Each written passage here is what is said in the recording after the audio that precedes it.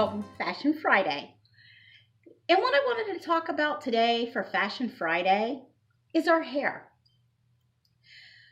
Us women are very vain when it comes to our hair, and we use our hairstyles to define us, to define where we are in our life's journey, what our style is. It's so much a part of us.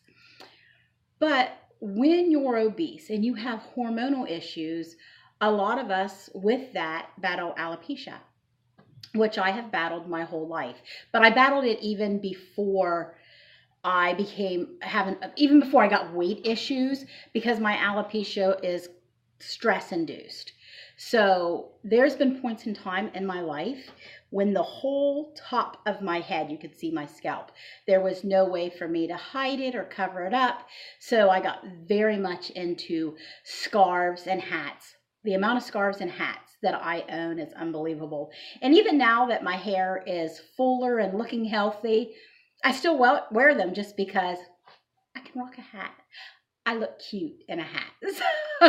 So I have a hat for almost every outfit. I have a hat that goes with it.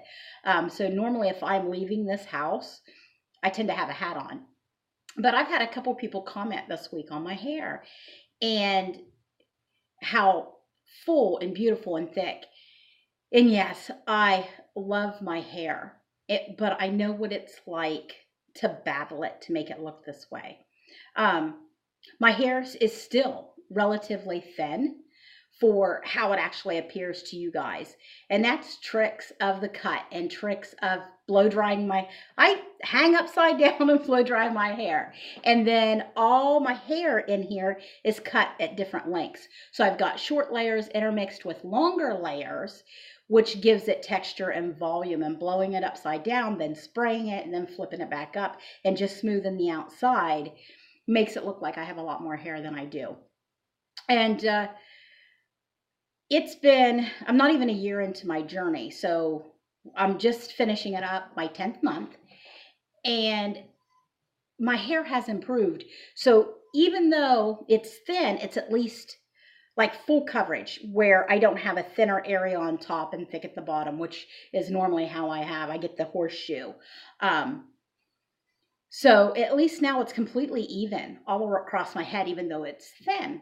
So that has improved with keto. And now I have, every time I run my fingers through my hair, they drop off, but it's not at the rate that it was. So for those of you just starting your journey, I'm not going to say keto will clear up all of those issues, because I don't know. I can only speak from my own experience. But it has done miracles for me in all areas of my life. But we're talking about hair today. And the improvement that I've seen is amazing. So when you start keto, realize you're going to go through a period where your hair thins, and it thins dramatically. Realize that before going in. So that way it's not freaking you out that it makes you want to quit. So get yourself a few cute hats and a few cute scarves, and be prepared for that thinning.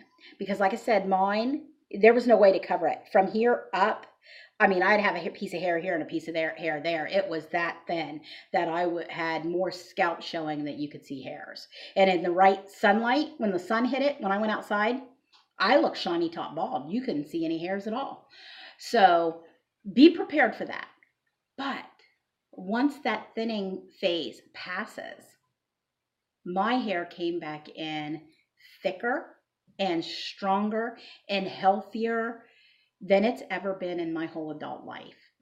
So those of you starting with thin hair already, or alopecia, and you've been battling that, I can't say that this is going to fix it 100%, but it could possibly help. So when you get to that thinning stage, don't freak out. Just keto on. Yo, it's keto. Just power through and see where you end up 10 months down the road from your start date, because I'm extremely happy with where I ended up.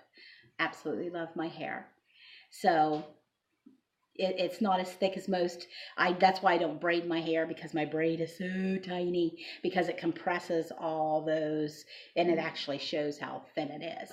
But I had said at one time, if my hair doesn't come back, I'm just going to shave my whole head and tattoo Betty Boop curls on my scalp.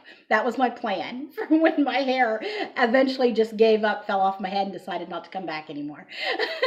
So, I've seen some women walking around rocking a bald head.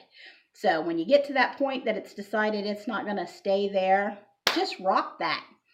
Get that scalp shaved and tattoo it, or put on a cute little ringy headband and just do the Sinead O'Connor and rock that bald scalp.